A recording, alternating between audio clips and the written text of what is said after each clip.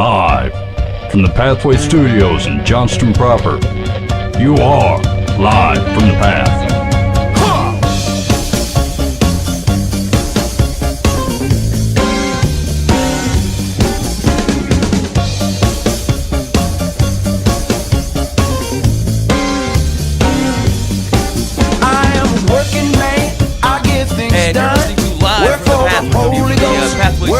Here in Johnston proper.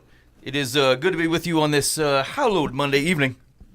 Boova, do you know what makes it hallowed? No, I have no idea. I was just about to ask you why it was a hallowed Monday evening. Shoot, I was hoping you could explain why I said that. I hadn't put it together. Hey man, what exactly does hallowed mean? Is that like in reverence or like put up above it? Like not holy, but what is hallowed? Yeah. Respected? Yeah. It's supposed to imply a sense of holiness. What's a respected Monday? Because Live for the Path happens on Monday nights.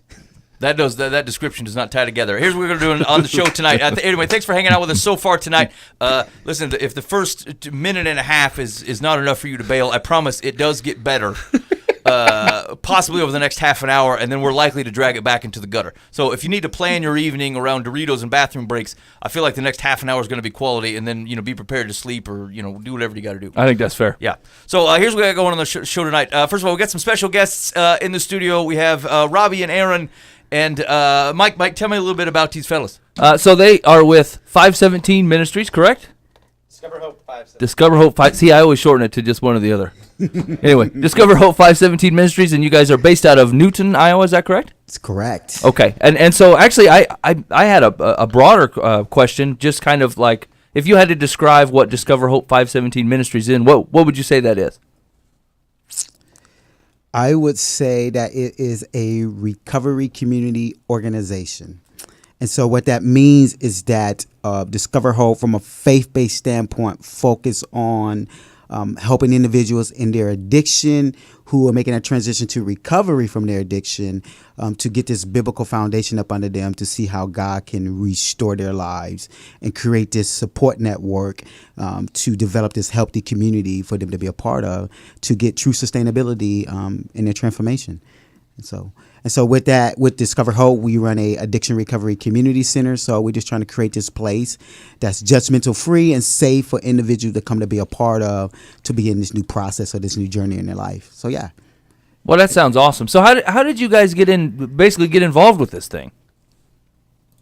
Well, do you want to start with your so Robbie and I actually we go to the same church, and we got asked to be in a leadership class by the staff at Newton Church of the Way. And at the time I was working undercover narcotics. I'm a law enforcement officer. I've been doing that for about 14 years now. And Robbie, I knew about his past. I knew that he had been to prison. I knew that he went to prison for dealing dope. I knew that he was involved in a gang. And so when we went in this class together, we were both very skeptical of each other. No. Dun, dun, dun. That doesn't sound like oil and water at all. Yeah, No, right. no. And I really hadn't had that true transformation, that true heart change that Jesus would give me through the class. So initially there was like, I'm not going to open up. I'm not going to say nothing because he's going to use it against me or judge me. And, at the time, dealing with people who quote unquote were criminals, and I was putting in prison and in jail. I didn't like dealing with them, and in law enforcement we get this very jaded perspective when we deal with people because we deal with the same people over and over again. We put the same people in jail and in prison, right? And it's like, man, people don't change, yeah, right? Because I'm dealing with the same people over and over again. So I thought, Robbie, yeah, he sits here and he talks a good game. But has he really changed from the gang banging dope dealer that he was? And what I found was that yeah, yeah. But it was amazing because God put us in that class together, and He would change my heart in that process, and He would give me a passion to help people who are struggling with addiction. But, and it also gave me this new perspective on people. You know what? I can make a difference in people's lives, and people can change because Robbie's sitting right here in front of me, a changed man, a man who loves Christ and who wants to help people and serve the Lord. And so we're in this class together, And, we finally start opening up, and, I know Robbie's giving me that eye initially. And, Yeah, so maybe, Robbie, tell me, what were your first impressions of Aaron then? Oh man, Aaron, see, my first thing is like if you look like a cop, you talk like a cop, you're a cop. And so he just had that look about him, and so I instantly, I can pick that out. Yep. Coming up in the culture that I grew up in, being an African American, growing up in that poor culture environment, gang banging. I had for a long time that vengeance towards police officers and law enforcement because of the lifestyle I lived. And man, I gang banged for a long time, many years of my life. Man, I started selling drugs and using drugs when I was about 13 years old and gang banging. In and out of juvenile detention. And so I grew up in a very dysfunctional lifestyle. And so my viewpoint on law enforcement and police officers was just bad and tainted. And so, but I also knew that through the transition in my life, going through prison and did a couple terms in prison. I did 5 years straight, and I've been out of prison now 12 years by the grace of God. But I just knew at that time when I met Aaron, I'd only been out of prison for a few years, and I still was kind of rough on the edges a little bit. God has changed my life, and my heart has been transformed, but I was still trying to understand what true relationship looked like, how to truly trust someone, not just trust a police officer, but trust a white police officer at that, you know what I mean? And so it was like, I'm definitely not saying anything in here that's going to incriminate me. Something like, this dude already ran my background. He got the full check. He already gave me that look like, yeah, you say it. Go ahead, got you. So he right. We was giving each other that eye, kind of looking at each other like, I don't know if I can trust that guy. But truly what God began to show me is that, it does not matter the culture of an individual when it comes to true transformation. And so what Aaron doesn't realize what he did in my life, he helped God used that to break these barriers and these walls in my life to help me to completely heal, to begin to see what he truly wanted me to do and what was my true passion. And so again, we went through that leadership course and we did this cardboard testimony. And so it's interesting because we came to each other like, hey, we should do this together. I'm thinking like, okay, what is this going to look like?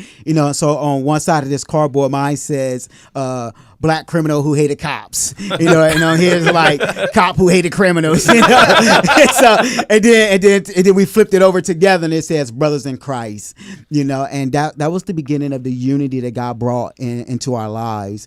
And man, and as we can see today, man, we have a spiritual bond, a brothership that's unbelievable. And so not only did God use us, Aaron had this vision that as a law enforcement, he can do more than just lock people up, because he's seeing the outward crisis of mental health and substance abuse all the time. He's dealing with that. You bring them in the county jail, they detox for a couple of days, they back out on the streets living the same old life. Right. So he felt like there's got to be more he can do to protect the community as well as make a difference in somebody's life.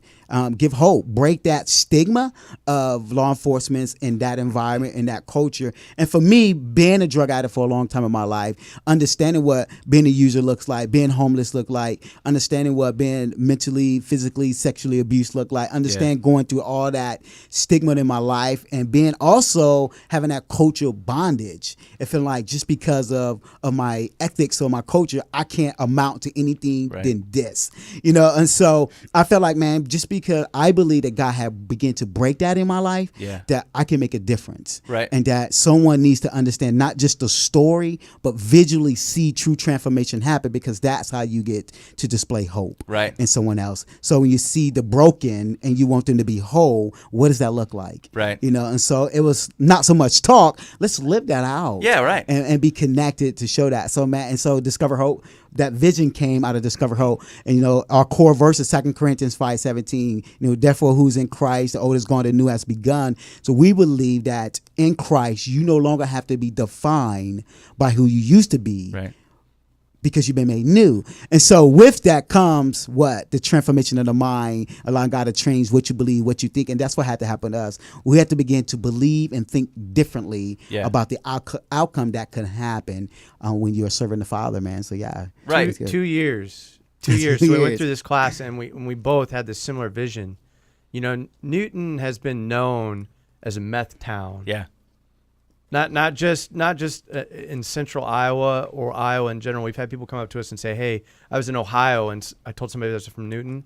They said, oh, that's a meth town. Oh man. So we have this stigma that just stretches beyond the borders of even the state. And it was just amazing to us that there was no Christ-centered or faith-based group or recovery group or treatment that was available in Newton. This place had struggled for so many years. Yeah. And there wasn't something Christ-centered. So we're like, for almost 2 years, we discussed, hey, we need to do something. Yeah, we do. And then we wouldn't talk about it again. And finally, God was just like, do it. Do it. It's time to do it. How did that? Was there a moment when that changed, or was it just something over time? You had said that as a police officer, it's difficult because you see people kind of come in and out, and things aren't changing, and it takes a kind of a jaded view of them, or that it's hard to have hope for their change. Would you? How did that change in you? Like, would you say it was a moment? Was it something over time? Was there an event around that, or just something that God kind of kept working on? I'd say it was just over time. You know, it wasn't like one of those things that I remember the time and place where I was at, and but I know for a fact that my relationship with Robbie, and Robbie being in that class with me, and God showing me people can change. Right. When they surrender their life to me, they can change. Yeah. And so, you know, I wanted to do something to help facilitate that. And, you know, with Robbie and I talking, we thought, we got to form this group. So we started out every other week for 45 minutes a night. And within the first 2 weeks, it became every week for an hour.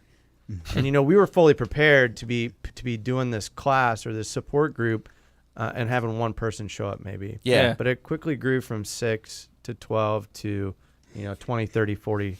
And I think we've had on our testimony nights 80 to 90 people there. Oh, that's 80 to beautiful. 90 people. Yeah. Yeah, it's unbelievable. Yeah. And it's been amazing to watch what God has done through the ministry and to watch where Robbie has taken it from this small little support group to now a full-fledged nonprofit organization, tax exempt and all this other stuff that we're open 6 to 5 days a week, Monday through Friday. And Robbie left his full-time job as a welding supervisor at Vermeer to come take on the role as the executive director of the ministry, which was a huge step of faith. But Right. it was, again, I look at him and I said, there is a man of obedience. Yeah, no doubt. Absolutely. That is just flat out beautiful what God has done, and in your service to Him, I suppose, like what He continues to do. Right. That's just awesome. That's the reward. When you think about, as a believer in Jesus Christ, man, we have this mindset where it can become yours.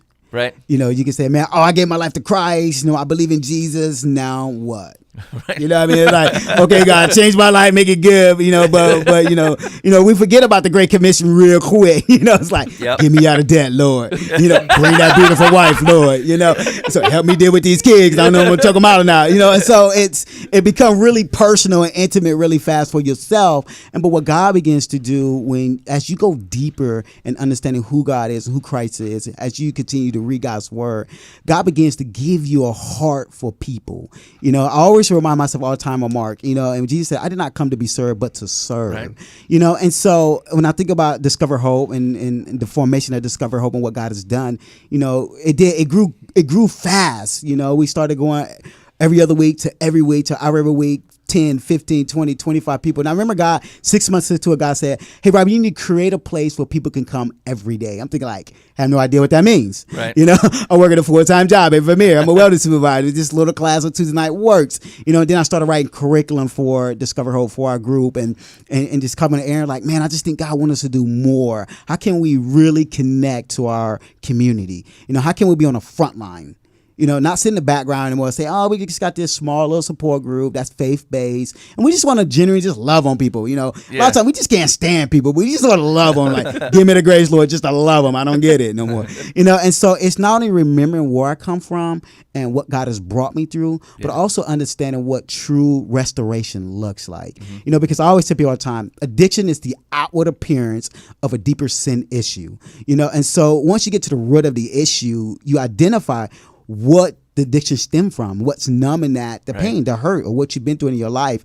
So I always use my story a lot. Most people are like, okay, Robbie, I've been out of prison 12 years now, by the grace of God. God has been good. I got 17 plus years in my recovery, and God has been gracefully good, and I have a huge family and a baby on the way, and so I look at, man, what keeps me motivated daily to continue to get up and fight a battle that the world says you're going to lose. Yeah.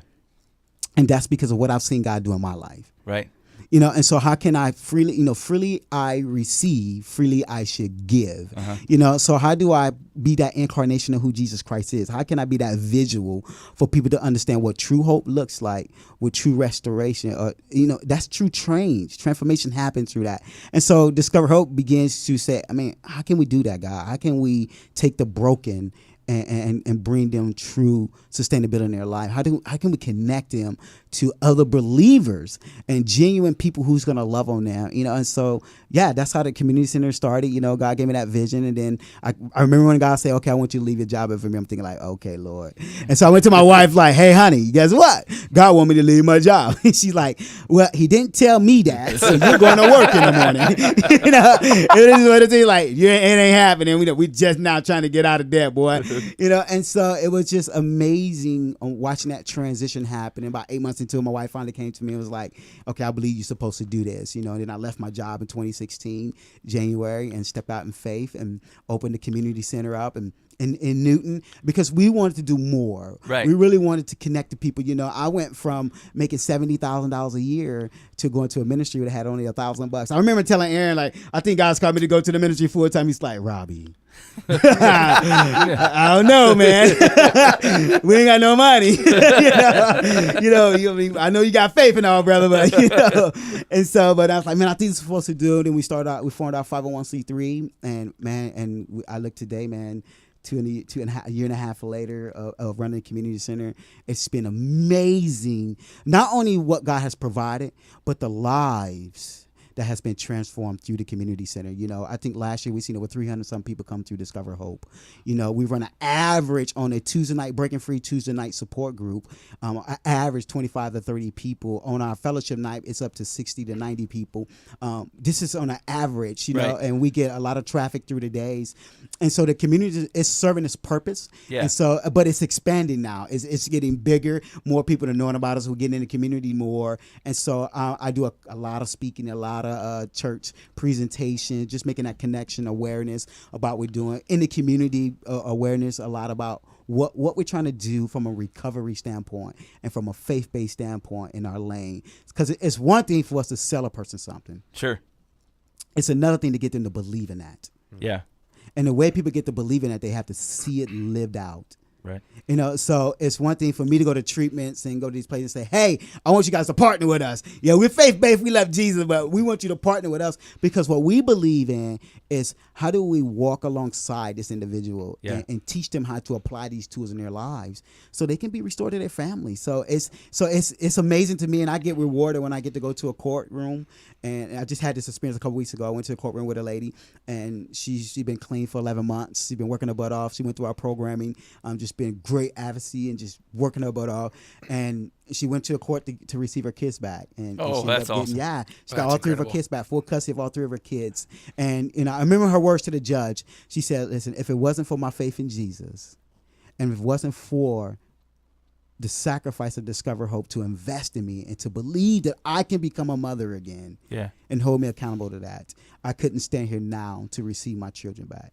And that's the reward. Yeah. That's what's worth it. So, yeah. And here's the cool thing about how God works, right? It's one thing for Robbie to go out and talk about how Jesus has changed his life and freed him from addiction. It's one thing for me, as a law enforcement officer, but for the people that have been in the community, that have been dealing dope, using dope with all these other people, to have that transformation, and then to be able to go out there and people say there's something different Right. about him or her. It has a ripple effect. Yeah.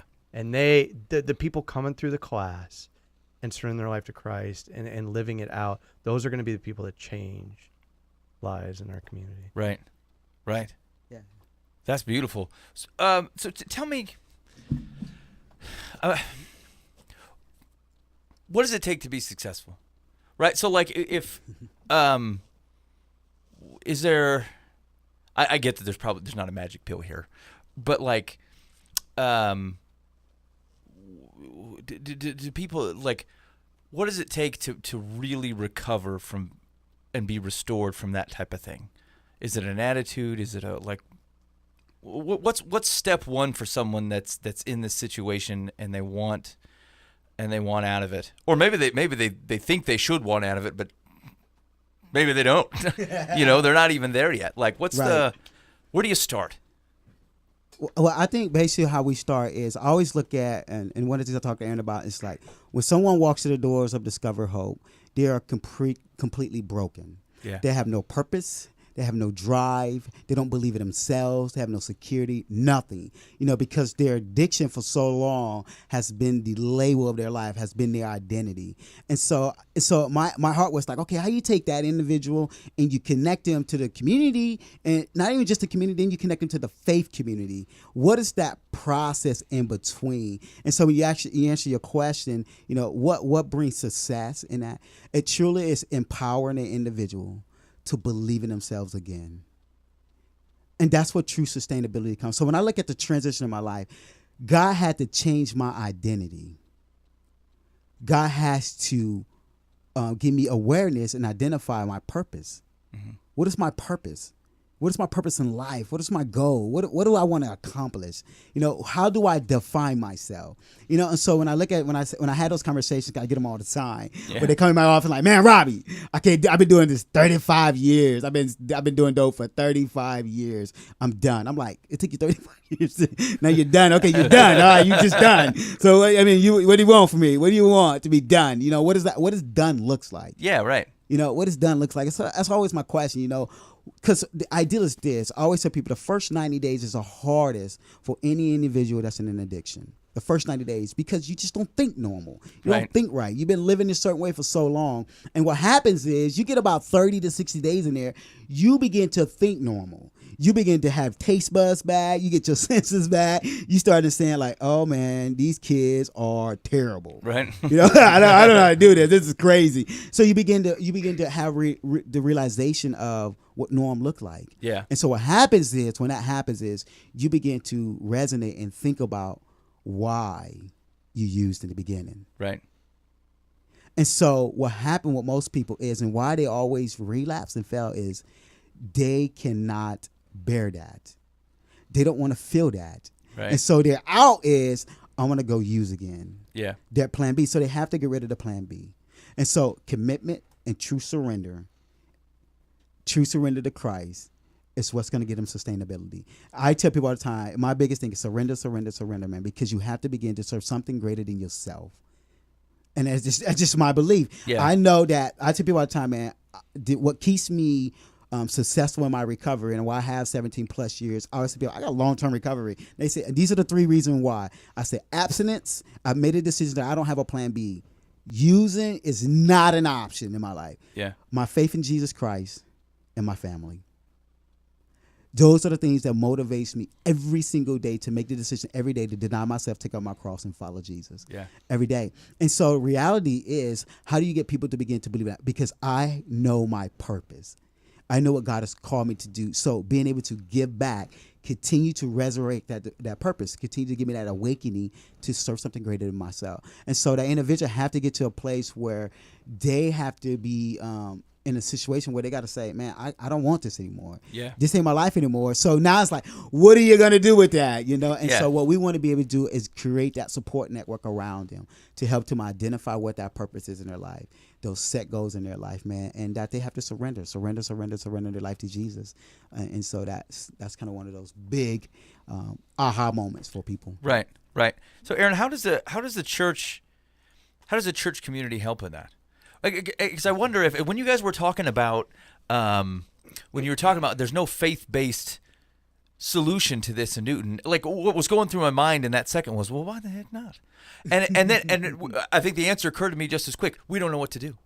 Yeah. Like, we really don't know what to say. We don't know how to help. So like, how does a church, how does a community, how do we help in these types of situations? So, we one of our goals when we started Discover Hope, or one of our visions was we were going to be an organization that brought multiple churches together for a common purpose. Yeah. And a lot of times you don't see that, right? You see a church doing this and a church doing this. We don't want to steal members from each other. Yeah. You know, we don't want to do anything together. But Yeah, that'd be terrible. No, Because the church is 1,000 bodies, right? that's right. We're all ankles. But Discover Hope, you know, we saw the ministry as a way to bring churches together for a common purpose, you know, to help people find Christ in the midst of their addiction. And so now when we go to churches, you know, we've had, 7 churches that we've partnered with in the community of Newton. And, you know, they help us financially. They pray for the ministry. They're in constant prayer.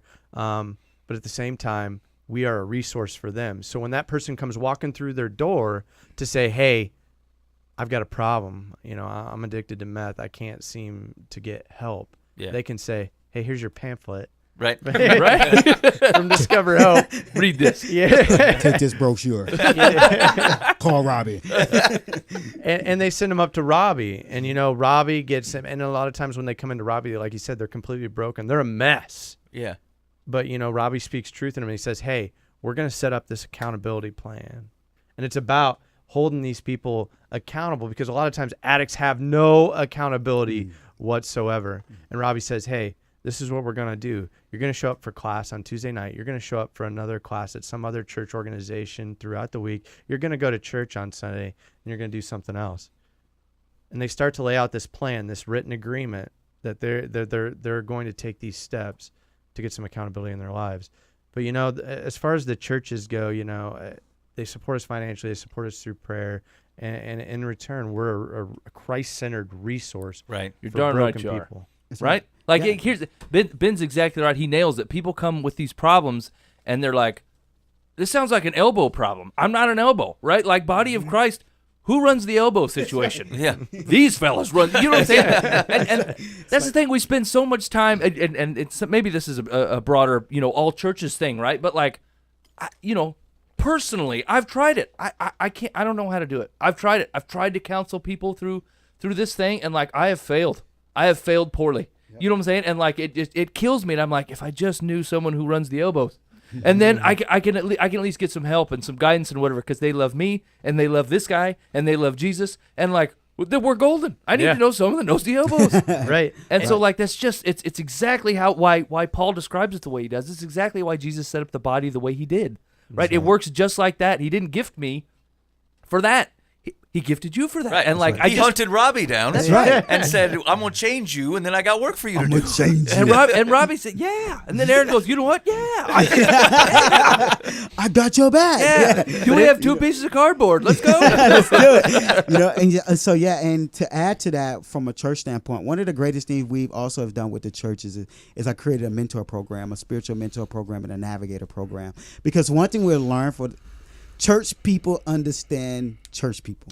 Exactly. They don't understand people Straight in up truth addiction. right there. They don't get it. You know what I Right. mean? So if you understand what I mean, like, I can cancel a church person, and it's 10 times easier than canceling a person in addiction, because a person in addiction are all over the place. Right. They have no commitment. They have no nothing. They No just reason like, to tell you the truth. No, nothing. I mean, they're like trying to manipulate your time because they've been broken, they've been hurt, and also they play the system. So a lot of time, the church deal with people from a crisis standpoint. Hey, I need help paying my rent. I need food. I need these things. So the churches is good about Salvation Army. We're gonna resource you out. You know, but and so, or they say now what they do now, because we begin this partnership, they say, hey, go to Discover Hope, because we have a resource center as well to connect them. But we want to get to the real issue, because mainly, if you know, it's like Paul, we want to teach you how to eat. Yeah. You know, we want to teach you how to feed yourself. We want to teach you to be sustainable. And so what we do now is, when I look at Discover Hope, we have 13 leaders that I kind of oversee at Discover Hope. I mean, that kind of oversee a lot of our recovery support services that goes through Discover Hope, from the jail to the prison to inside the community center. As well, we have about 62 volunteers that give back to Discover Hope. And all these volunteers are from the churches, from these different churches and that come in. And what they do is they want to serve. They generally just want to serve this culture of people. Yeah. You know, and so how do we get in our own backyard and reach out and come together. So what's unique is, like Aaron's saying, it's that vision is seeing these different churches putting aside their denominational belief and say, hey, we want to be Jesus right now. Yeah. We just want to be the hands and feet of Jesus. So we had to kickstart that, because I remember going to these different ministerial meetings and kicking the doors down, like, listen here, listen. I don't care about who's what. It's black and white here. What about the Great Commission only? So how do we serve our community from a faith-based standpoint? Because there's not anything out there from a faith-based. There's not. We want them to come to our churches, because it's a win-win. Yeah. It's a win-win, because when they come to Discover Hope and be a part of our Fresh Start programming, they get connected to a church body. And whatever church body they connect to, we connect them to a mentor within that church body. And because we want to connect them to the faith community so they can build healthy Christian relationships, to get sustainability in their life, to get good people in their life, people that's going to speak true.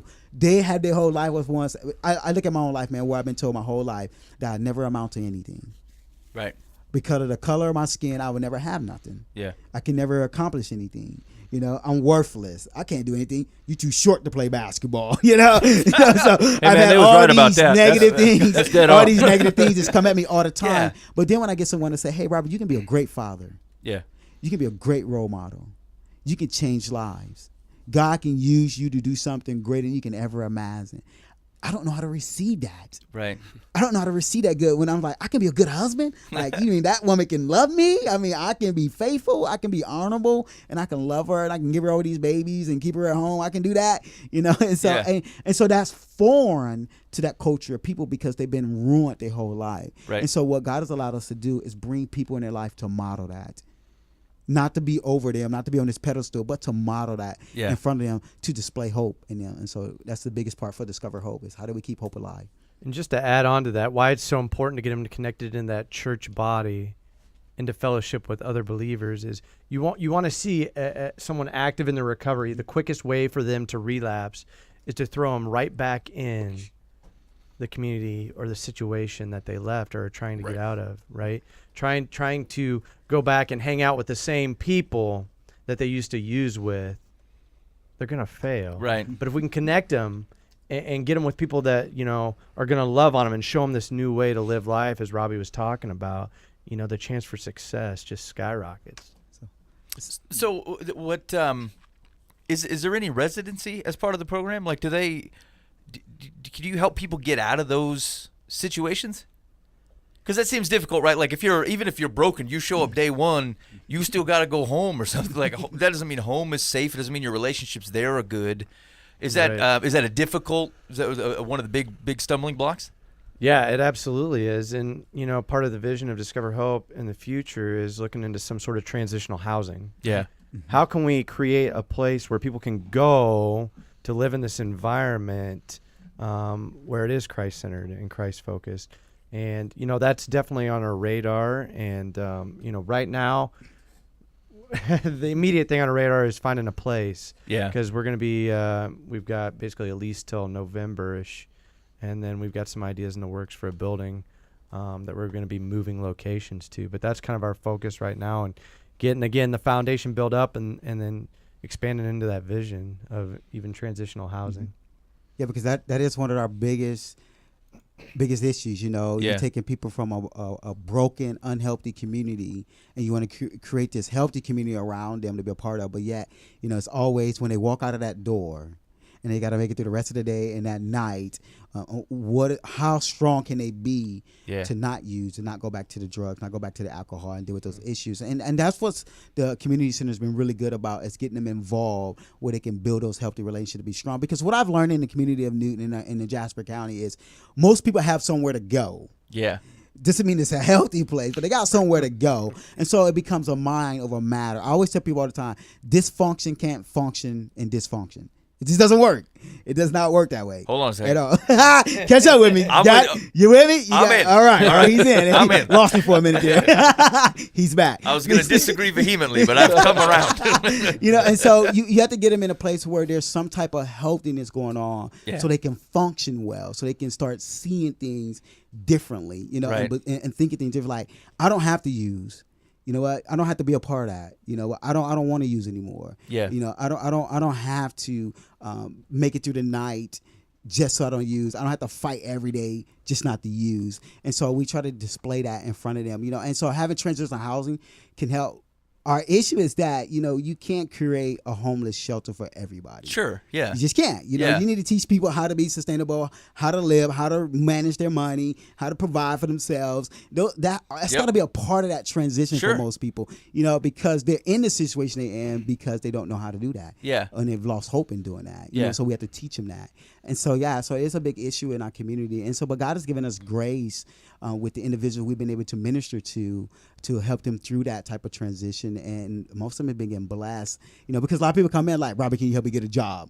Man, can we get a job? I'm like, man, if we get a job in 2 weeks, you ain't gonna have that job. Yeah, right. Because as soon as you get money, we know where you going. And so it's helping us to identify that it's a bigger issue than that. Right. And so Yeah, that does it just seems real tricky, right? Like you're asking. It's a significant change because there's so many things that otherwise seem to contribute to someone's addiction, right? Like it can be, you're right. It's some of it's just where your mind's at, how you feel about yourself. Some of it's reinforced by your familiar relationships, your environment, and it doesn't matter whether your family's close. Like you're just talking about, like the influence of how you grew up, or cultural expectations, or cultural non-expectations, or whatever it is, right? Yep. And so. They can come in and you can want help, and like there's a rest of the world and all those influences that are still out there. It's not an easy fight, I guess, right? Like it's not like you come in and say, I'm in for the program, right? And things now start going down an assembly line path. Right. Like it should get easier, but I suppose as you become more awake, right, through the process, like you were talking about, it becomes even more difficult for a season. And so those are the kind of the girded loins section of the calendar that feel like it just has to be difficult. It doesn't matter what you're addicted to.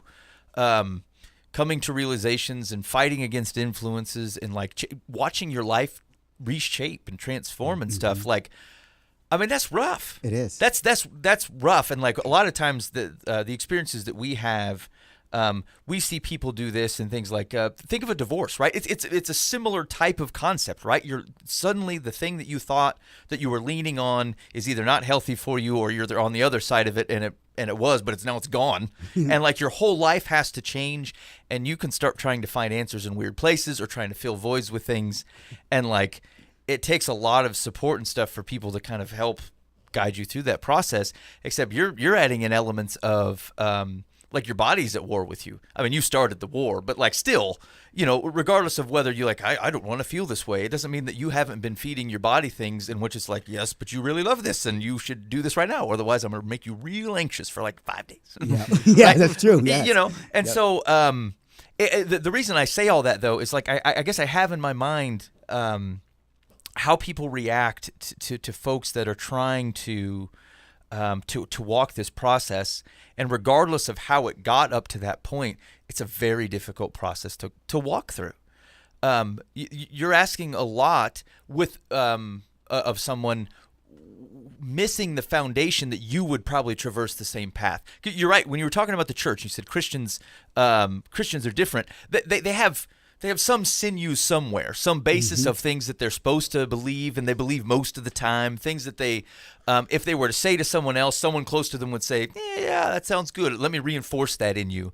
And you're building all of that at the same time that your environment's changing and your body's fighting against you, and you're trying not to listen to the guy you live with who wants you to do the thing. Who's got great ideas again. And so I guess I say that I'm just kind of speaking out loud as things are going through my mind is you're talking at a person that is they're in a war, really. It's a difficult circumstance, and like as we were talking about things that churches can do, like let's at least recognize what folks are dealing with here. Exactly. I don't have a glimpse of what that means to try to take all that on at once. Right. Like you may get pieces of it. I get pieces of it. Right. Everyone's has little bits of those things in their life in other aspects. Right. But like to take that all in at once and just recognize what someone is going through and make sure that you're reacting to those situations, right, in that way. Right. Right. Yep. Yeah. And so that's why it's so important for the speaking engagement I do with churches. Yeah. It's giving awareness. It's continue to educate them what that looks like and what that lane is continue to have those intentional conversation with them about addiction and what addiction look like, because addiction stems of a lot of things. Yeah. We have people that come in and Discover Hope from video game addiction to meth addictions. I've had a guy come to my doorstep and drop off his laptop and his hard drive. Yeah. Because it just ruined his marriage. Yeah. 8-year marriage and Good for him. divorce because he wouldn't quit playing video games. Spending 40 hours a week playing video games. Hey, man. 3 kids at home. You're right. Good for that guy. You Right? know, Because that's kind of an embarrassing thing. it is. Yeah. It's hugely Good for him. embarrassing. And so how do you address that? How do you walk with that individual through that? Because you're right, it becomes now not as much an outward thing. It's not only is he dealing from a spiritual standpoint, he's dealing with his cravings, his triggers, he's dealing with all of those things. And so that's why it's important for Discover Hope with our program. We create this support network. Yeah.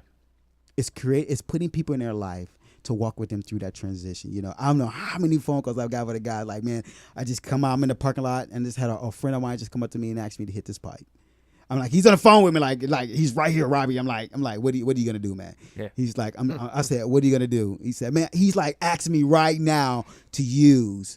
I'm like everything inside of me just want to use right now. I said, but you haven't, have you? He said, no. I said, that's good. Celebrate that. You celebrate that. I said, get in your car and just leave.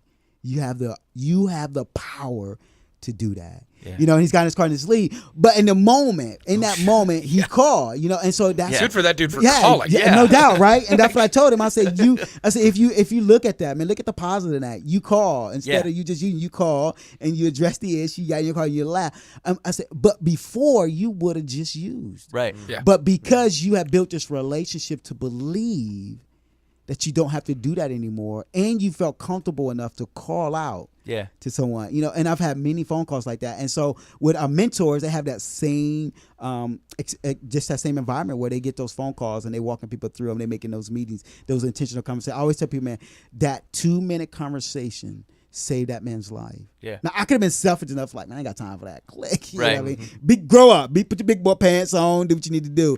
But it's being there. And just an acknowledging it, and so how do you get the church to understand that? How do you get the church to see that, and how do you get the church? And so our biggest thing, we invite, come and see what's going on at Discover Hope. Yeah. Come and be a part of the community that you live in, the community that you are trying to talk about and encourage.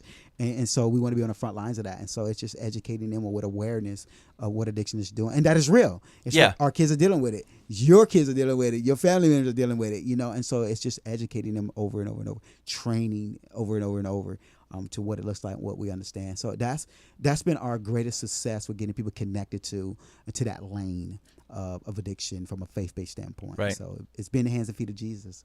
So yeah. I love it. Does prison ever help? I mean, does a harsh reality of a change situation like that, does that ever bring people to a bottom that they weren't willing to meet, or does it?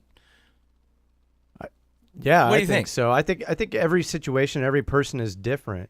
Robbie, I think he'll tell you he had his transformational experience in prison. Yeah. And I think jail is rock bottom for a lot of people, and they have hit the lowest of lows, and they have nothing else to do at this point. What do they have to lose at that point? Yeah.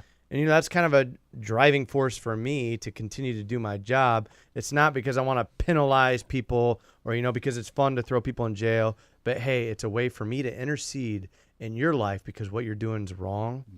And here's an opportunity to start heading down a different path. Yeah. And you know what? You can't use while you're in jail. Right. Right. You're clean in there. And maybe the reason I asked that is like we've gone through different feelings on that, right? As you think to yourself, is there a way that this person doesn't have to be separated from community or society or whatever if they have tangible resources maybe around them? Is there a way that the church can handle this without having to get there? And then the other side, I think, like, sometimes that feels like your community wants it more than you do, right? Like if you don't want it, it's not going to help, right? And the question is, although I suppose you could be exposed to certain people or elements or environment that otherwise is in jail, is sometimes the fact of that reality occurring, does that actually bring you to a place where you deal with you're willing to deal with things that maybe you wouldn't have if you still saw some semblance of what you considered hope or opportunity outside of that environment? So maybe that's what I'm what I've weighed, I guess, past in my mind is like, well, which, It's a personal decision. yeah, I mean, it's a choice. Like you said, does the community want it more than the person does? But it's an absolute decision for each person, just like it was a decision for Robbie and I to take that class, to allow Christ to change our heart to form the ministry. If I had said no to the class and what God was calling me to do, yeah, I don't know, maybe the ministry would have formed. I don't know, maybe not. But, it was a choice for me to take the class. It's a choice for me to get up every morning and open my Bible and read the Word of God and go deeper with Christ. It's a choice for these people to reach out and get the help or not. It's there. Yeah. It's available. And the cool thing about the jail ministry portion of this too is Discover Hope 517 is a jail. So when they're at the lowest of the lows, Discover Hope is there where they can plug in. They can go through the same study lessons that the support group does on Tuesday night. And then they know as soon as they get released from jail, the support group, Discover Hope 517, and the Recovery Community Center is available for them as soon as they get out of jail. yeah, But it's their choice as soon as they get. And it's amazing how many of them choose, I don't really want that now that I have my freedom back. Yeah. And now that I'm out of jail, Jesus and God, that was all good while I was in there, but now I'm going to go back and hang out with my old friends. So. Yes, it's important. We get the opportunity to build the bridge, but it's up to them to walk across. yeah, And that's what the jail ministry does. And that's what the prison ministry does from a reentry standpoint. We get to build a bridge. When I got out of prison my first time, there was no bridge. Here's $100 gate fee and say, go be a positive, constructive citizen in the community, Robbie. You do it, I'm looking like I never even filled out an application in my life. What do you mean? All I know how to do is sell dope, So, and you gave me $100. So what do you think's going to happen? So that was the issue when I went to prison. When I got out of prison my second time, man, I was able to go through the I-5 program and go through this. I had this aftercare set up. So when I got out, it would bridge the gap. It gave me the support that I needed to begin that transition to be restored, but be reintegrated back into that community. Yeah. And so it wasn't me getting out trying to figure all this out. How I get driving license, how I set up a payment plan, who I need to invest in, how do I find a job, where application, how do I even get a bank account? Yeah. I don't know, I do none of that stuff. Right. And so I had this mentor and these people in my life when I got out that helped me with that. They helped me get all that set up. They helped me make that transition. And then it's like, okay, now you go. We set you up. Now you go. You got a support network. You got all these people in your life, man. That stemmed from my success in the beginning, and that would help me tremendously, man. Coming out of prison, for doing 5 years in prison and coming out, I'm thinking like, I don't know. All I knew before I went to prison was selling dope. Yeah. I don't know how to do this. I don't know how to be a father. I don't know how to get a lawyer and start fighting for custody of my. I don't know none of that. Yeah. And so it's having someone else to begin to educate me and point me in the right direction. And so Discover Hope is the same way with us with the prison and with the jail ministry. It's like, how do we connect people? How do we start inside? In the jail, I always tell people from the jail standpoint, let's get them before they get to the gates. Yeah. Let's get them before they go to prison, because I don't think the whole answer is locking people up when it comes from a substance abuse and addiction standpoint. We look at the status quo in just in Iowa alone of how many people are incarcerated in prison just from a substance abuse standpoint, and a mental health standpoint. Is that going to change them, make them different? It's going to give them accountability for the crime or for their action. But when we talk about changing the mindset, we need to have a successful reintegration standpoint to connect them back to their community and where they're going. And so Discover Hope is want to set that up, want to build that want to close that gap so people can have a healthier transition when they're coming out of jail, when they're coming out of prison. And it's up to them. Yeah. It's empowering them. It's plugging them, planting a seed, and giving them an opportunity. And if they want to utilize that and use that, man, they can. I mean, the sky's the limit for what God can do in their life. Yeah, right. And so, so. Can you... So, Robbie, we kind of breezed over it a couple times. Can you tell me about your experience in prison? Like how you meet Jesus in prison? Well, and so my experience in prison to me was just like, in a sense, being on the streets. Yeah. When I went in prison, I had my same old friends, gangbanging friends, living out that culture lifestyle. Prison is very segregated. Yeah. And that's just the stem of it.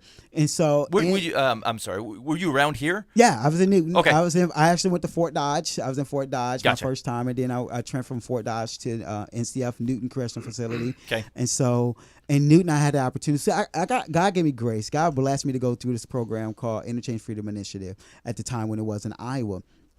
And I had this transformation where it's still in there. I was still like, hallelujah, amen, when nobody's around, when the counselor's all around, when nobody's around, gambling and talking crazy, being foolish, and just living that same lifestyle. I didn't have a heart change or a relationship, and so I think my initial relationship with Christ began in prison, because in prison, it's the same song and dance. Yeah. No one want to believe you. Everybody gets saved when they're in prison. Everybody find Jesus when they're in prison. Everybody want to do right when they're in prison. Yeah. And so for me, it was the moment in 2003. So 2002, July 2002, my father had died. Yeah. While I was in prison. I didn't know my father. My real father I do not know.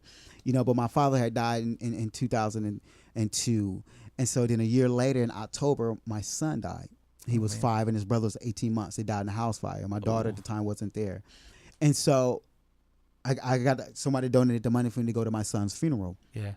And so, right before that happened, I read this book on prayer. And at the end of this book, it said, write out your prayer, and God's going to answer this prayer. So me being fresh in my faith, a little bit on fire and spunky, I'm like, I'm all right. I want to be able to tell all my old friends and my family that I'm going to serve Jesus for the rest of my life. Boom, that's it. I'm going to pray on that. 30 days, did that. So, yeah. And then, at the end of that 30 days, they called me over into the building, and they told me what happened with my son. Yeah. And so when then about a week later, I got the opportunity to go to my son's funeral.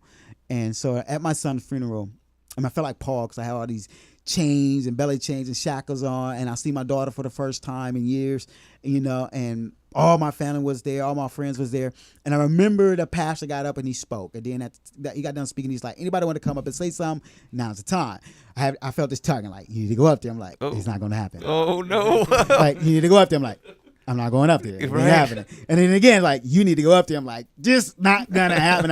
My family looking at me like I'm crazy and stuff. And so, but I get up and I go up and I walk across the cast. And as I was going up on the pulpit, I was like, man, God, I don't know what's going on here, but you're gonna have to speak. And so as I was standing up there behind the little podium, and I looked out at the congregation, and guess what I seen was that prayer. All my old homeboys, all my old friends, all my family, a church of about 600 people was sitting out there. And I had this moment where I just confessed. I told my mom, I forgive her. I said, Mom, I forgive you for all that you've done to me. And I hated my mother.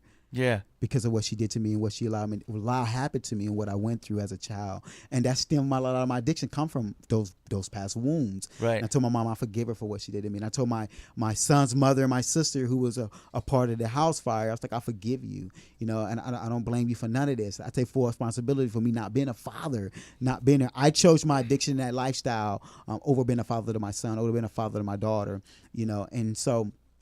And then God was like, somebody want to give their life to me. I'm like, I don't understand what that means. I don't understand what an altar call is. But 90 people gave their life to Christ at my son's funeral. Yeah. 90 people. And so you talking about an awakening for me spiritually, and that was the moment, man. I left that church. I can't even imagine how many people know Jesus because of that day. Right. And every time I think about my son, I think about, man, this was a day of rejoicing and not a mourning. So I know my son didn't die in vain. Yeah. And so I just know when I left there, man, I understood then at that moment that my relationship with Jesus begun. Yeah. And that's when the relationship, and I've been running ever since then, man, for the kingdom.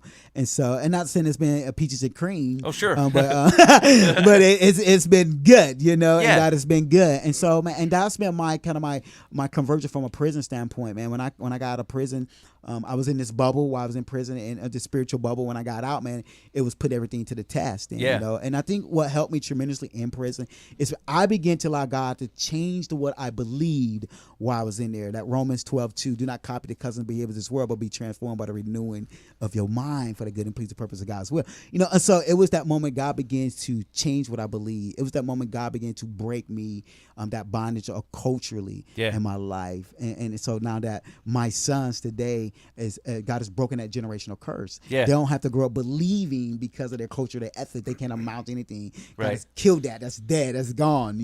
Praise God for Amen, that. right? And yeah, seriously, and so it's been rewarding to have that type of transformation in my life, man. And so my heart is that I just want to tell people that, man. I just want to tell people how the unconditional love of Jesus Christ is real. the living God from the Word of God from Scripture is real when we're talking about authentically and genuinely that God changes lives. Yeah. You know, and not only because I believe it because He changed my life, but I witnessed Him change other people's lives because of we speak truth, we tell people the truth, and we love people genuinely. Yeah. You know, so yeah, it's been interesting. So Beautiful. yeah. Beautiful. You know what's awesome is like this is exactly how Paul talks about making disciples, right? Amen. We always Amen. say that. He always says, "Just follow me as I follow Christ," right? Mm-hmm. Like my words will illuminate. You know what I'm saying? Just watch how this works. Please just watch how this works. Stop trying to memorize every word I say, or I mean, we've talked about pamphlets aren't that bad, but stop writing pamphlets all the time. You know what I'm saying? Like, just come with me and watch me do what I do. Watch God do what God does, and like, for heaven's sakes, if I don't want this for myself, you know what I'm saying? Right. For heaven's sakes, if I don't want this for my kids, is to just let God do God things. Like the best that I can come up with is the best what Mike can do. Right? And Mike doesn't produce this. Mike doesn't produce 90 people being saved at a funeral, right? I mean, I might think it like when I'm going up to speak, like, yeah, I got this. A couple people are going to be real moved. You know? Be prepared, Lord. I'm bringing the heavy. Yeah, right. Amen. Right. This is exactly the kind of crap that that we do, and then God says, "Go up." You're like, I ain't going up there. No. What are you saying? I've been to prison. And then and like it's just. I love talking about this because like this is where God shows back up and says, I always had this. It's you that moved. That's right. You moved. I always had this. I always had this thing. And like sometimes we just forget it with our own cloud of weirdness and Right. and pride. And it's pride. That's what it is. It's pride. Right? That's what it is. Right? And just like an addiction, somewhere along the line we believed a lie. Yep. We believe that something wasn't true, and it depends on how much we built on top of it, right? Like most folks that I know that have addictions, they believed a lie somewhere, and then they built a house on the lie. Yep. And then they're just like, I don't even know how to get off this house. Like it's the only place I know. It's where I feel comfortable, and it hurts me, but like it's home. And the same is true with how we follow Jesus. The same is true in my addictions they're not illegal. But their addiction's done the same. You know what I'm saying? It's the same deal. Yeah. I don't got a group of people following me around or trying to put the sting on me and figure out that I was clicking on porn or something in the middle of the night. Dude sticking their head in and going, gotcha, and then in the back of the car. You know what I'm saying? That don't happen to me. But am I guilty of the same thing? Yeah. Yeah, I got the exact same problem. It's just not blown up to be everybody's problem. That's Booba's relationship with bro tanks. Yeah. It really is, man. It's constantly bad. He's going to be at your door at 1 a.m. handing over his bro tanks. I don't have the body or the arms for him. I'm sorry. I've been working on it since I was 12. It's just not there. I got the shoulders. That's it, Lord. I'm sorry. You better bring a sleeve with you. That's right. Because you don't need Give them to me, Booba my shirtless child. walking away from Robbie's house. All right. I feel good. I feel free. Some random bit of pride will show up from that. Like, I look even better this way. That's so That's true. when I get called. Hey, man, there's this really large dude walking around Newton. Are you He doesn't have a shirt on. Yeah. Where's the bro tanks, Booba? We don't do that, Newton. Get in the car. That's No so matter true. what I do, I'm in trouble. That's right. so Backseat. No, yeah. How do, Aaron, do you find that folks have the what are reactions to these folks going through this? Like as when they find out you do what you do. Well, that was one of the things I struggled with originally was do I get involved with the ministry? Yeah. Because I struggled with, is that going to keep people away? Right. Because if people know I'm a cop, are they not going to come? But then, Robbie and I talked about it and we thought, you know what? If people are going to come, they truly want help. Right. And even if they know I'm a cop, they're still going to come because they truly want help. And you know what? If the dope dealer won't talk to them anymore because they know they're coming to Discover Hope and talking to a cop, then good. Right? Perfect. Mission accomplished. It's like a secondary thing now. It's even right. better. That's an That's indirect right. approach. But I think people are hesitant at first, and I think even I had people tell me, why are you doing this? Like, what's in it for you? What are you getting out of it? Are you getting information out of this? But no, I've been called to this mission that God has called me to, and I'm trying to step into that and serve in God's kingdom and watching Him do amazing things. And Yeah. again, watching Robbie take the ministry to a whole new level that I never thought could happen. But, while working, I come across people Sure. that have been through the ministry. I can recall arresting a guy driving while barred, and he was driving on a gravel road anyway. I hook him up, put him in the back of my squad car, go up, tow his vehicle, do an inventory, and he's got a bunch of meth in the car. And I just started talking to him like, man, you were doing good. What happened? And he started telling me, I don't know. I just got back with the wrong people, yada, yada, yada. And we're talking. I said, man, you need to get back on your feet. You need to go back down a better path. And he's like, why do you care? I said, what do you mean? He's like, why do you care about me? I said, I love people, man. I love people, and I want to see people do well. And so, yeah, it's kind of at first it was a weird situation to be in, but it's stepping into the role that God's called me to, and I'm all right with it. No, yeah, that it's awesome, and like it's interesting to think about, because you're right. Like when you said it might have been awkward at first, but like it makes a lot of sense, right? I mean, look, ultimately it does, right? Like you're they can either show up at Robbie's door, willfully, or you're gonna run into him, or Aaron gonna go pick him up, or I'm going, yeah. You know what I'm saying? Like God's just saying, I don't care how they come. That we have, let's make the most of our opportunities. That's right. Aaron's already out and about. That's right. That's right. Robbie's at his door fending off video games and bro tapes. And so like, what a cool God that says, hey, this that would make, hey, this might be a bear. He's like, no, it's just a way that like we might as well be out. We might as well be out doing that. Yeah. So this I got a man who loves people. He's going out. It puts the picture in your head, that like God and the bros are up there watching over, and they'll be like, is he gonna go? He's not gonna call Robbie. He's not. All right, send Aaron over there. Send Aaron over there to get him ready.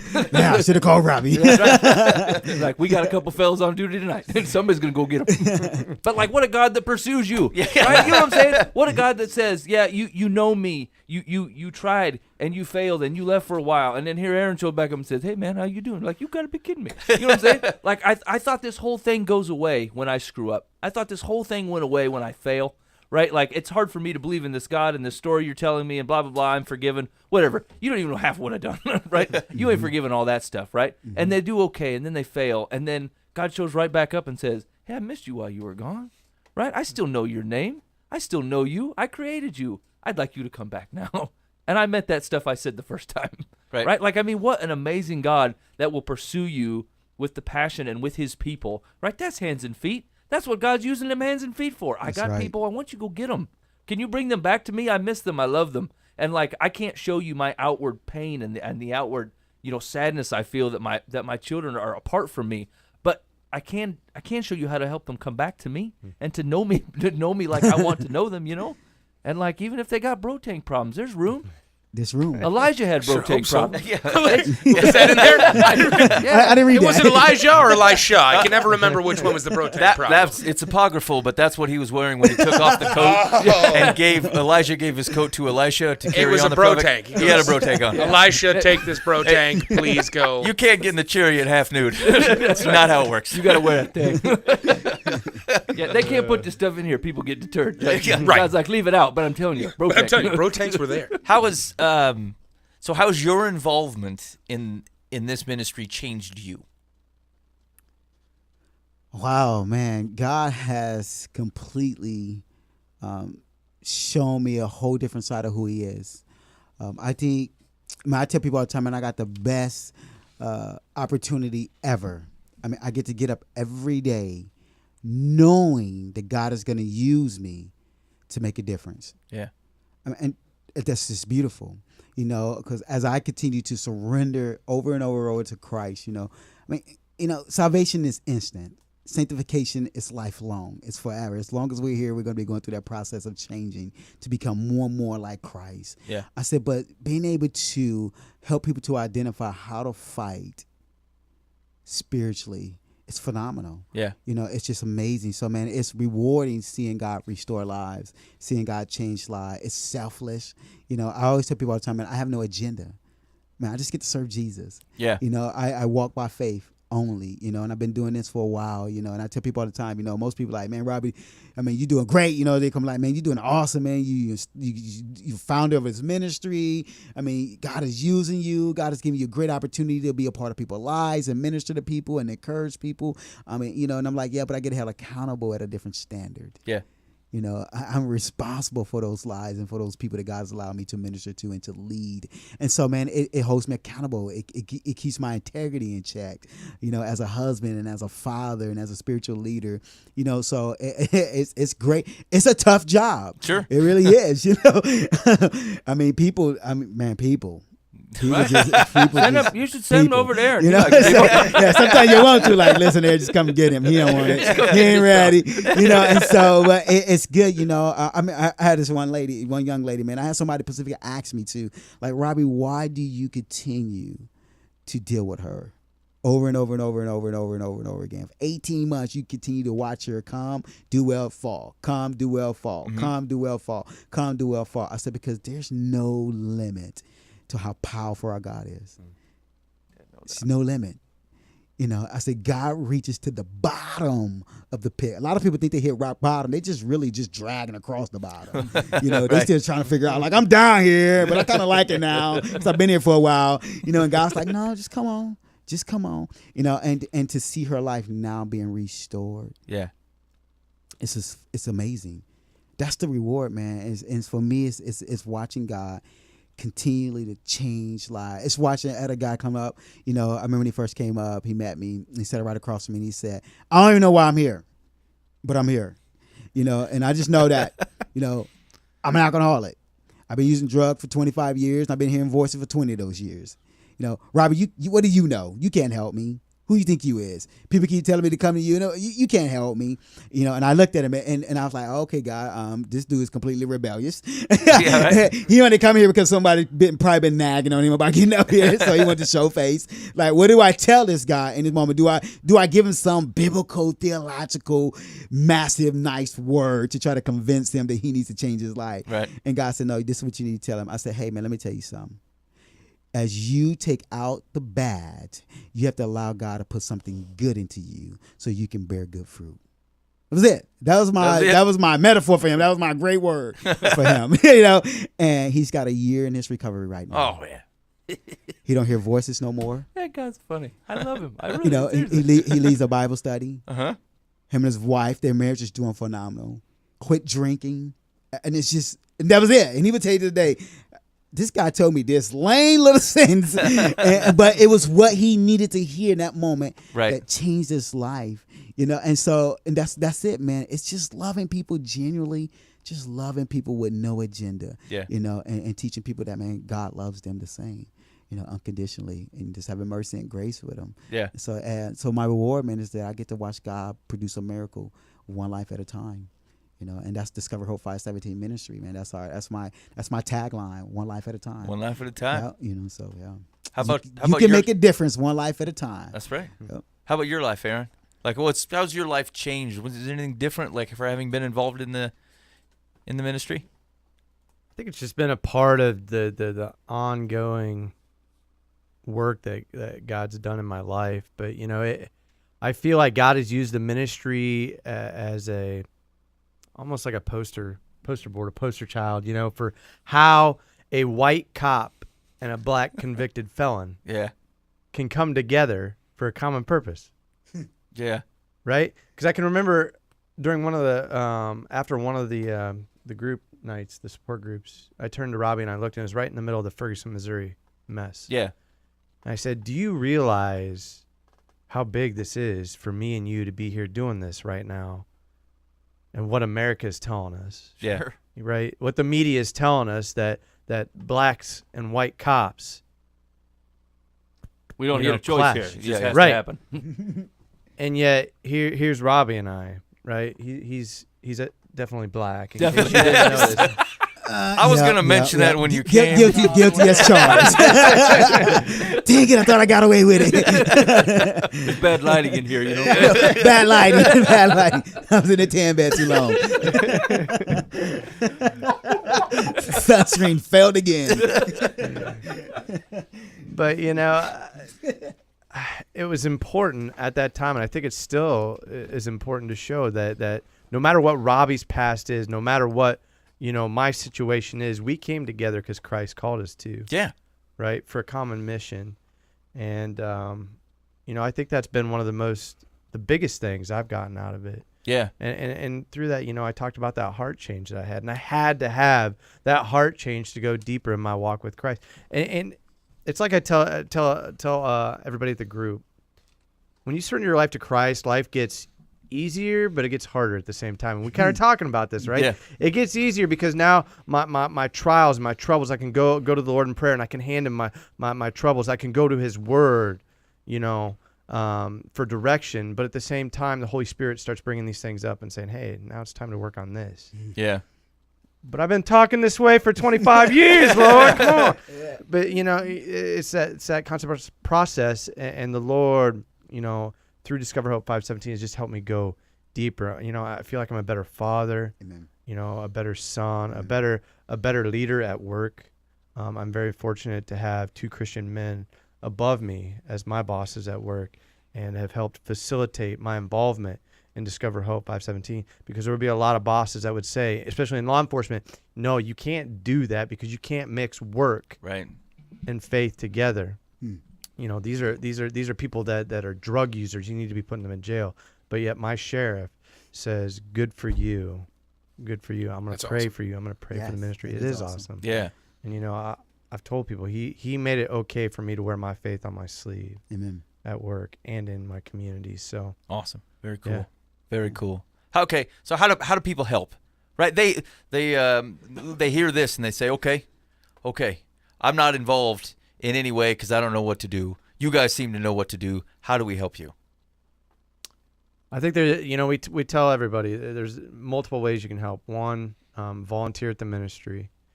Come up, be a table leader, sit in at the group, and be that solid foundation that the people struggling, they can fellowship with. Be in constant prayer for the ministry. One of the things we do on Tuesday nights for the group is we have a prayer team that prays on Tuesday night during the period of the group. And when they don't pray, you notice it. It's weird, but you know when people are praying for it and when they're not. So being in constant prayer for the ministry. And obviously, we're a nonprofit organization. We don't have a steady source of revenue coming in. Yeah. So, giving to the ministry, we are a 501c3, so anything you give is a tax write-off. So, those are the 3 main ways that you can help the ministry. Mm-hmm. How do they, in that order, how do they, if they wanted to volunteer, how do they do it? How do they know what to be praying about, and how do they go about giving? Go ahead. So I think the main thing is how you contact us via email. Okay. DiscoverHope517.org is our website. DiscoverHope517@gmail is our email address. You can always contact us that way. Facebook page, social media is a huge part of how we get ourselves out there. Yep. If you go on Facebook at Discover Hope 517 Ministry, as well as Twitter and Instagram, the same. And I just think from a volunteer standpoint, it's just kind of letting us know if you call the office, we definitely can talk about different opportunities to serve, from feeding to just coming in and helping around the building, coming in and seeing if you want to be a mentor or a navigator, what that training looked like, to be a part of that training. And also with giving, it's give what the Lord has called you to give. Sure. And so we do sponsorship packets as well, from $5,000 to $2,000 to $1,000. We do commitment forms where you can give whatever. If you give $50 a month, but if you go on our website, it gives you all the information about our ministry. Have our donation page on there. It's a great way for you also to donate to the ministry, and recurring donations, credit card, however you want to give to the ministry. So we truly believe that, number one, be praying for what God is doing to make a difference in people's lives, to break the bondage of addiction in people's lives. Yeah. And so that is so important to get God's blessing and God's vision and God's just direction in that area of praying for God to change lives of the individual people as well as change lives of the church. to get the church on board for what we're doing. And then also, come and see. Come and see. We're located. We're in Newton, Iowa, though. We're in Newton, Iowa. So come and see 219 North, 2nd Avenue West. Come and check out Discover Hope, God's Community Center, and get plugged in. So Very cool. Very cool. All right, fellas, thank you so much for sharing your stories, sharing what God has been doing, and giving us ways that we can invite to be part of it. It's great. So we very much appreciate it. I mean, Ben, is this not exactly what we were talking about? Exactly what we were talking right? about. This is exactly what we were talking about. When we want to talk about, turning the focus of what Life from the Path is generally talking about, we're talking about good news. The good news of Jesus Christ should make an impact in something. Amen. Right? Yeah. And like across, the entirety of this show, it's all about the good news of Jesus Christ actually making an impact. And so like I would ask just a couple things here on as we wrap up here, but like if that's not happening around you, you should wonder why. I think that's worth asking, right? And like you want to ask God that question, I think you should, right? And then you and wait for him to turn around and ask you the same thing. Right? Like those are legit questions. And like I'm not saying that it's indicting or God after you or you stink at what you're doing. I'm not saying any of those things, right? But like if the good news of Jesus Christ changes the lives of people, the good news of Jesus Christ should be changing the lives of people. Amen. That's right. Right? Yeah. And so like that is a true thing, right? That it has to be a true thing because otherwise I'm worshiping a God that like, why? For what purpose? If I don't think he does that for me, or I don't think he does that for anybody else, I'm just wearing a fancy Jesus suit. Right. And like it don't even fit right, and it's itchy. Yep. You know what I'm saying? And like like a maybe bro you tank. think you look cool a little bit, but you know what I'm saying? It ain't a bro tank like you comfortably in. He got that in there. So I'm just asking that it's something you really. I mean, to be honest with you, I'm thinking about it right now. This is what I'm thinking about right now. If the good news of Jesus Christ changes people, then I should be seeing changing people. I should see myself changing. I should see things moving towards a kingdom that was promised to me. That's right. That is run by a benevolent dictator that says, "I love you with everything I have, but this is the way things run in my kingdom." That's right. And I'm willing to submit to that. And so, like, when we talk about the things that we're focusing on, it was great that you brought up Ferguson. That's exactly what I'm talking about. The good news of Jesus Christ changes people. The world wants you to believe that white cop, black man, they can't get along. Doesn't matter what they do. Doesn't matter who they are. Doesn't matter where they came from. Jesus says, "What the hell are you talking about?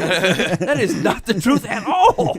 Right? It's so asinine and ridiculous from God's point of view that you wonder how you ever believed that lie in the first place. Right. Right. Yep. And so, like, yeah, the good news of Jesus Christ changes people. And if you hung on for this entire hour, I'm telling you, there could not be any more evidence that that's true. Yeah. Yeah, and that was the whole point of the conversation, right? As we looked out on a landscape and we say, I expect good news to change people and to change the world. If I'm not seeing it, I think I'm not looking, and so maybe I need to look. And so that was one of our premises was like, look at the things that people are arguing about, whether they're arguing about healthcare, whether we know how to handle addictions, or we were talking about like child sex trafficking, and like whatever major problems people think we have. And then I say, hey, good news. How do I believe good news of Jesus Christ changes situations like that? And then if I don't know anybody, I want to. Right. I want to know how the good news is changing that so that I can celebrate that, so I can fund it, so I can support it, so we can share it. And if no one is doing that, we now have a responsibility. Yeah. Right? I guess we're doing it. Right? Right. It's right. Same. Exactly what you're talking about. We look out and we say, good news of Jesus Christ should change the drug landscape that's going on in Newton, Iowa. We would love to be on board. No one's doing it. Fine. We're in. God's got people on this street doing this thing for these folks to the best of their ability, to whatever influence he gives. Awesome. Right? And so, like, if people are doing it, let's support the elbows who are on it because they've got it on, right? That's right. If no one's doing it, you found yourself a responsibility. That's right. Awesome. Yes, and so it'll be interesting as we kind of funnel through some of these topics to say, like, how many things are we arguing about? And it's not that they're not discussions, right? It's not that people are complicated. It's not that there's not things to work through, right? But like in the grand scheme of things, are we actually having the right conversations? Are the things we're talking about? Am I looking to say good news changes the world? How should that impact this situation? Or are we starting from different perspective somewhere else, and we're never actually even talking about the thing that actually transforms, the thing that restores, the things that changes. And I think to myself, I've done a really good job of not listening to talk radio. I've done a really good job of like kind of filtering out news and things for a while. But then I thought, like, I don't like that either. I don't get to bail on the conversation, right? That's not right. I can't just say, "Oh, I don't do this anymore. I'm gonna go live in Indiana where no one bothers me." The mecca of peaceful living is Indians. It's Danville. It's Danville.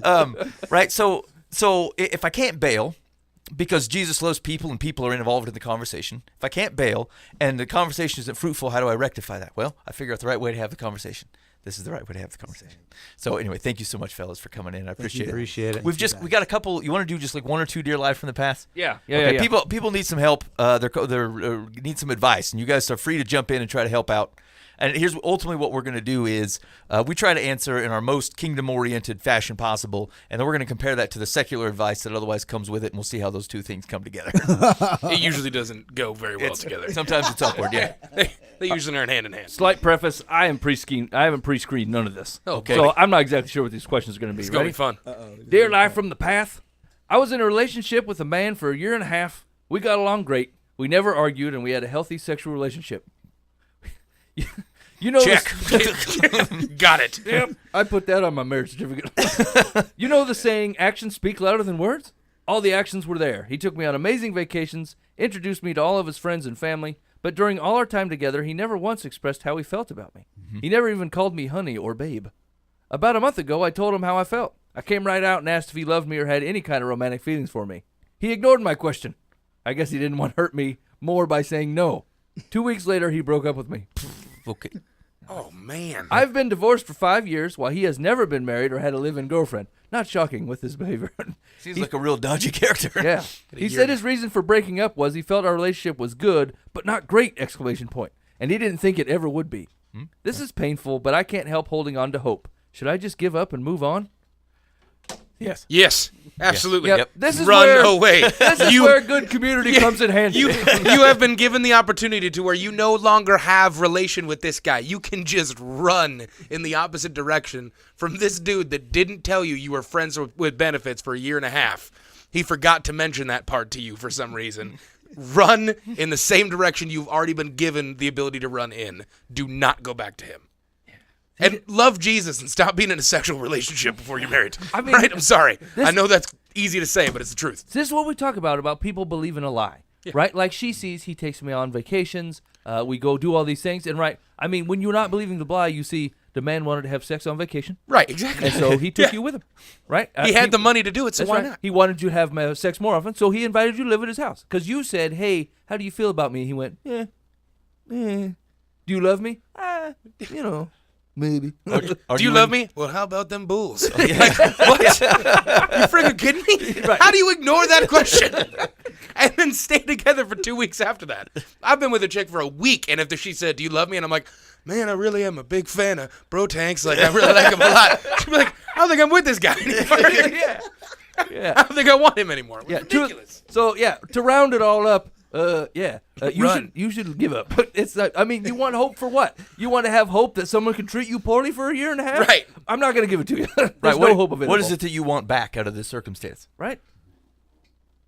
Like the thing that you wanted, he said, no. No, yeah.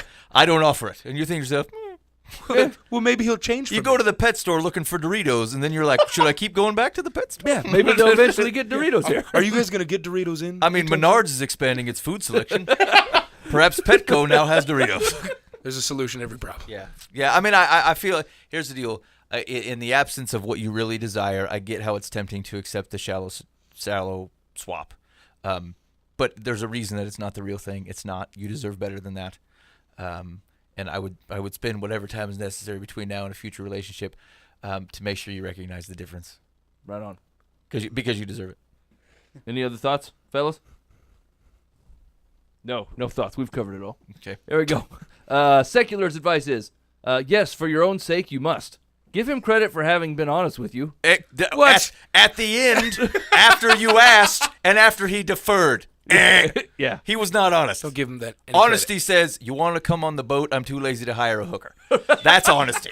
That's the truth, though, right? Right, here's the thing. We have grace for people that screw up, right? But, like, you don't have to call honesty when it's not there. That's just right? not... He lied for a year and a half. Getting caught and telling what you did and being honest are two very different things.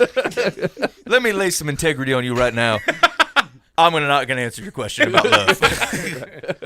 Oh, man. man. Let's go look at microwaves. Find your identity in Jesus. But if after a year and a half he wasn't able to summon up any romantic feelings for you, you must accept that it isn't going to happen. Moving on may be painful for a while, but you will be doing yourself a big favor. Yeah. Okay. So I agree with the trajectory, not her sympathy towards the man. What did she say? A year and a half? Yeah. I didn't catch that. Yeah, It's year and been a half a year long and a relationship, half. yeah. He's been for a year and a half. Yeah, that's why I'm astonished. That's not integrity. Integer, living an undivided life. That's integrity. This man is not doing that. He's living as if he has some sort of loving relationship with this woman. She obviously is acting that same way, and he was lying. No. All right. Next question. Okay, next one. Here we go. Dear Live from the Path, my 22-year-old son is going to visit his father and get his third tattoo. I don't like it, but I can't control my son. He's an adult. His father's retired and lives on his wife's pension. It is my understanding that they are wealthy. My concern is for our 14-year-old daughter. My ex thinks tattoos are cool. And when he talks to her via Skype, he talks about the next tattoo he's going to get. I'm afraid that when she's 18, he will take her to get a tattoo as a bonding experience. His life is far removed from my daughter's. He is surrounded by actors, entertainers, and artists. Our child, hopefully, will have a rich, abundant life in an ordinary way. She is focused on her studies and does well in school because of her efforts. How can I impress upon my not-so-confident, shy child that getting a tattoo is not a good idea? Okay, you fellas. You have to go first. Robbie doesn't believe in tattoos. Robbie. In case My kids are getting a tattoo. Tell me how the devil's in it.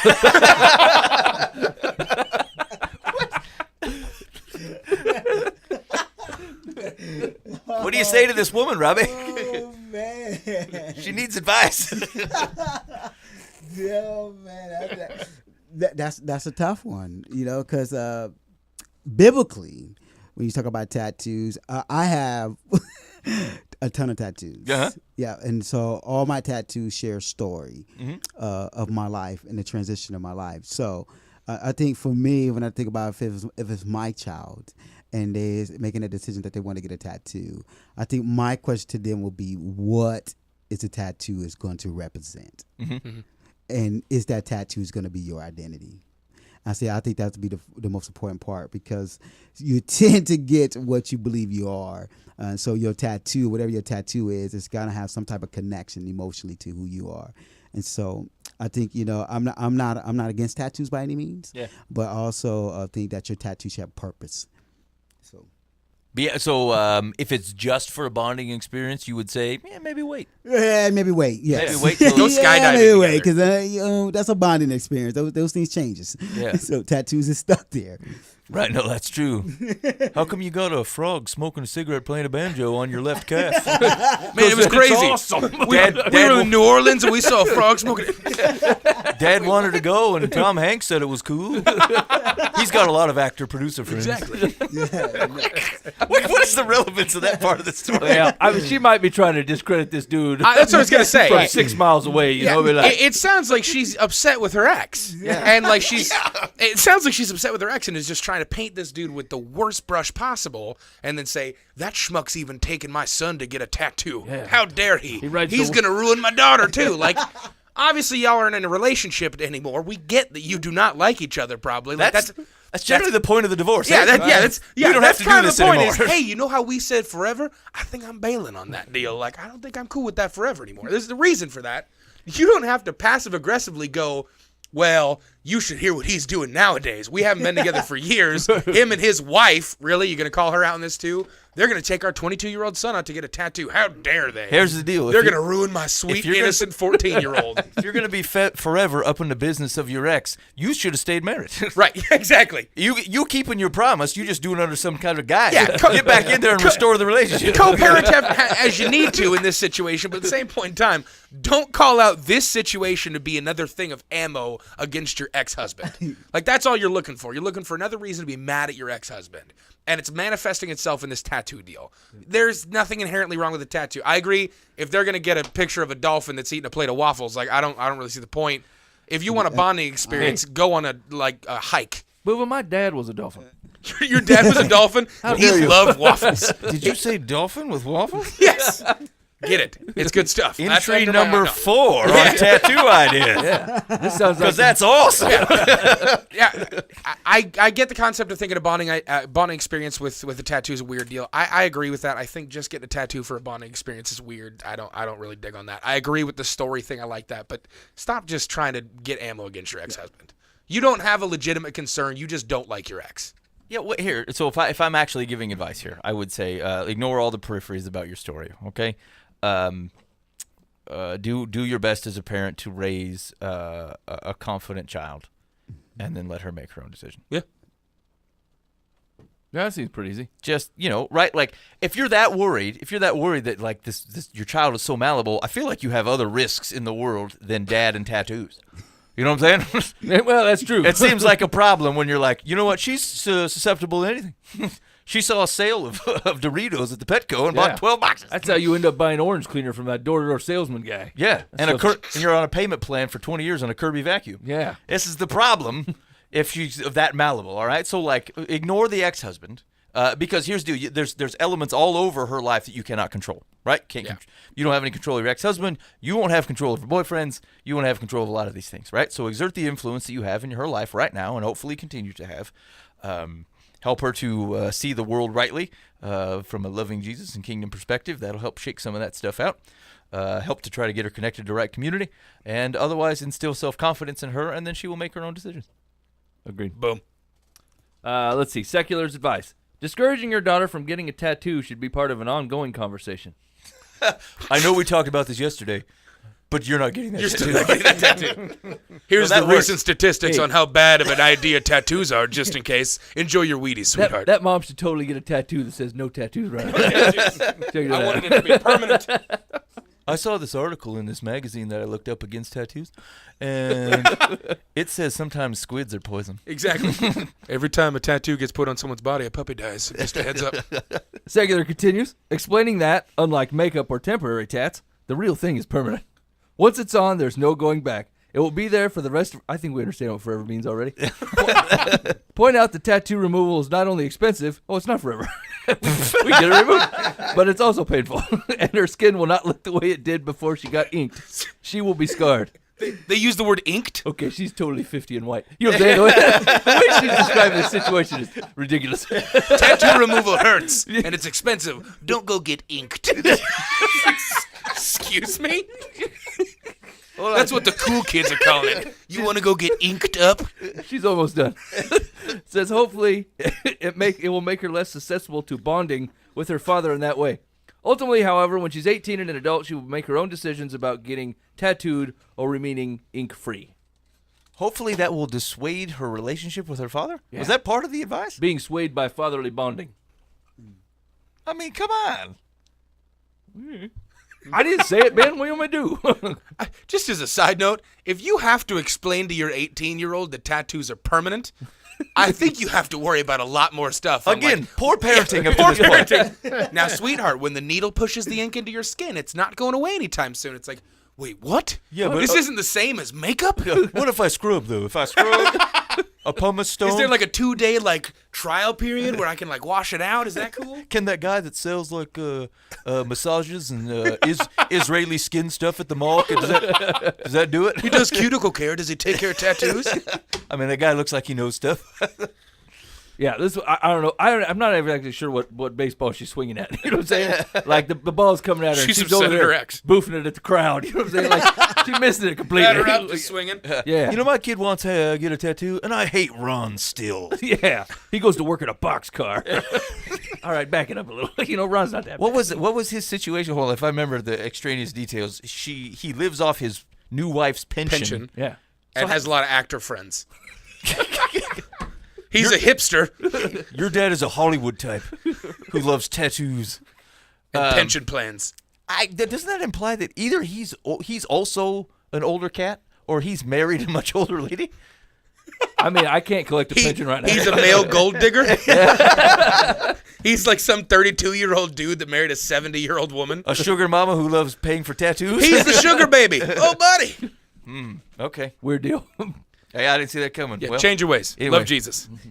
It does really shape the world. This has come up in multiple conversations for me over the last 6 weeks, especially among fellas, where you meet Jesus and a decade goes by and suddenly you look back at your life and you're like, I don't know, why isn't the Lord moving? Because you've started to take credit for things that the Lord has done for so long that you've said, oh, well, I must do this. My marriage is good because now that I look back, it's so consistent. I must be awesome. And you forgot that the Lord has actually been sustaining you off his good graces for like the last decade.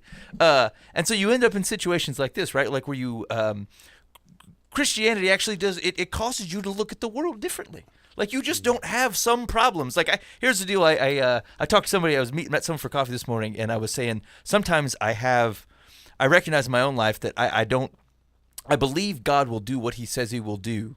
But because my context tends to be like middle income married dudes, like their perspective of what God is offering is very different, right? Because here's what I can't offer. I can't tell you he's going to make you give you more money. I can't say he's going to solve all your relationship problems. Give me the list of 10 things that you're worried about in your life, and I can't promise any one of those things. Every apostle died.